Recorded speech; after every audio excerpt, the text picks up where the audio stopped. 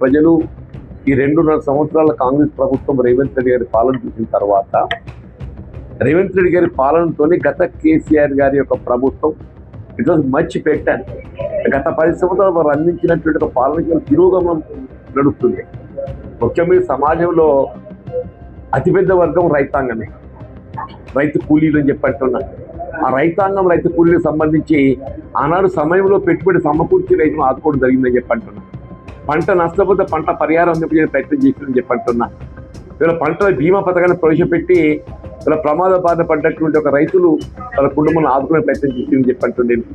ఇవాళ ఏది ఇస్తుందో అటువంటి రైతుకు పెట్టుబడి సమయానుగుణంగా సమకూర్చలేకపోవడమే కాకుండా రైతు కూలీలు కల్పిస్తున్నటువంటి నెలకు 1000 రూపాయలు కూడా కల్పించలేకపోయిందని చెప్పంటున్నా. ఇలా పంటల బీమా పథకం అయితే దాని గురించి ఆలోచన ఊసు లేదని చెప్పంటున్నాను. ఇవాళ ఏది బోనస్ కల్పించడం అనేది కూడా కల్పించడం జరుగుతుందని చెప్పి పేర్కొంటుండ్రు.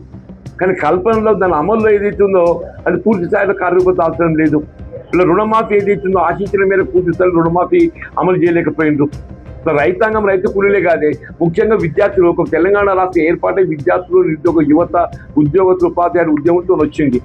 అటువంటి విద్యార్థులకు సంబంధించి నిరుపేద వర్గాలకు ఉచిత విద్య బోధన సదుపాయం కల్పనలో భాగంగా ఉమ్మడి రాష్ట్రంలో మరి ఆరోపింపజేసిన ఒక ఫీజు రియంబర్స్మెంటే చివరికి ఏమైపోయింది, కోర్టు ఆదేశాలు ఇచ్చింది. ప్రభుత్వం చెల్లింపు చేయలేని పరిస్థితులలో కళాశాలలు తల్లిదండ్రుల దగ్గర నుండి ఫీజు వసూలు చేసుకోవచ్చు అని చెప్పని. ఎవరైనా ప్రభుత్వ వైఫల్యానికి ఇంతకంటే కొన్ని నిదర్శనం ఏం కావాలని చెప్పంటున్నాను. నిరుద్యోగులకు ఉద్యోగ అవకాశాలు చెప్పంటున్నా. ప్రభుత్వ పరంగా ఉద్యోగ అవకాశాల కల్పన లేదు. ఇవాళ సెల్ఫ్ ఎంప్లాయ్మెంట్ అని చెప్పిన నిరుద్యోగ యువతకి ఏదైతుందో స్వయం ఉపాధి కల్పనకు సంబంధించి మీరు ఏ రాజీవ్ ఉపాధి పథకాన్ని అమలు చేస్తామని చెప్పని పేర్కొన్నారో అది ఇంతవరకు దాని కార్యక్రమం ఆరంభం లేదు. వీళ్ళు ఉద్యోగస్తులు ఉపాధ్యాయులు వాళ్ళ యొక్క హక్కుల కల్పనలో ప్రభుత్వం ఏదైతే పూర్తిగా వైఫల్యం చెందింది.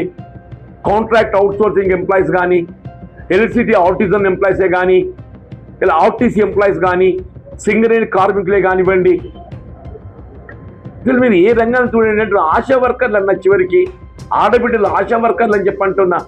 వాళ్ళ వేత భత్యాల గురించి కూడా ఏదైతే ప్రభుత్వం దగ్గర ఆలోచన కార్యక్రమం లేదు. ఎంతో రేవంత్ రెడ్డి గారు ప్రచార ఆర్భాటాలు తప్పేదైతుందో కేవలం ప్రచార ఆర్భాటాలని చెప్పంటున్నా.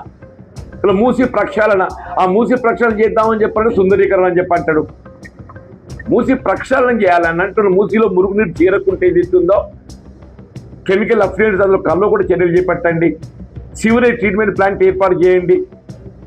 ఇలా ప్రాణహిత నదీ జలాలను మళ్లింపు ఏదైతుందో ఇంతవరకు ఏదైతుందో కార్యాచరణ రూపొందించలేదు మీరు. మరి ఏ రకంగా చూసినా ప్రజలు ఏదైతుందో ఇలా కేసీఆర్ గారి 10 సంవత్సరాల పాలన తర్వాత ఏదైతుందో ఇక బెటర్ పాలన వస్తే బాగుంటుందనే భావనతోనే కాంగ్రెస్గా అవకాశం ఇచ్చింది. 2.5 సంవత్సరాల లోపల ఏదైతుందో ఈయన కానీ కేసీఆర్ మంచిగా పెద్ద మనిషి వీళ్ళు ఏమైపోయింది ఆలోచన ప్రజల్ని మనం ఏదో ఆశించినాం, చివరికి ఏమీ పొందలేకపోతున్నాం. పెన్షన్స్ ఏదైతుందో ఆయన 200 రూపాయల పెన్షన్ 1000 రూపాయలు చేసిండే, 1000 రూపాయలు 2000 చేసిండు. 2.5 సంవత్సరాలు గడుస్తుంది. ఇంతవరకు ఏదో 1 రూపాయి పెన్షన్ పెంచలేకపోవడమే కాదు, కొత్త పెన్షన్ ఒక్కటి కూడా మంజూరు చేయలేదని చెప్పంటున్నాను. ఏ వర్గాన్ని న్యాయం చేసి అల్పసంఖ్యాక వర్గాలు ఉన్నారు, బలహీన వర్గాలు 42% రిజర్వేషన్ అని చెప్పంటున్నా, అది కార్యరూపం లేదని చెప్పంటున్నా. మీరు ఏదైతుందో 42% రిజర్వేషన్ సంబంధించి మీరు కార్యాచరణ జనాభా లెక్కలు తీసుకోమని చెప్పంటే లెట్ ఇట్ బి పబ్లిష్డ్. నువ్వు ఎందుకు పబ్లిక్ చేయలేకపోతున్నావు? లోపం ఉన్నది కాబట్టి. ఎంతవరకు ఏదైతుందో ప్రచార ఆర్భాటాలు తప్ప ఏదైతుందో ప్రజాహితంగా కార్యక్రమాలు నిర్మాణాత్మకంగా అమలు చేయలేకపోవడంతో ప్రజలు ఇవాళ అసంతృప్తి పేర్కొంది. దాని ప్రత్యామ్నాయంగా మార్పు కోరుకుంటుంది. ఇప్పుడు బీజేపీ జాతీయ స్థాయిలో డెఫినెట్లీ ఈజ్ బెటర్, దాన్ని మనం కాదనిలే. మనం రాష్ట్ర స్థాయిలో పోల్చుకున్నప్పుడు ఏదైతున్నదో స్థానికంగా తెలంగాణ రాష్ట్ర ఏర్పాటు కోసం ఉద్యమించిన నాయకుడు కేసీఆర్ గారు అని చెప్పంటారు. రాష్ట్ర ఏర్పాటులో ఏదైతుందో ఇవాళ చొరవ చూపెట్టి అసలు తెలంగాణ రాష్ట్ర ఏర్పాటు కల సహకారం ఏంటంటే బట్ ఫర్ కేసీఆర్ దాన్ని ఎవరు కూడా విస్మరించలేమని చెప్పంటాను నేను.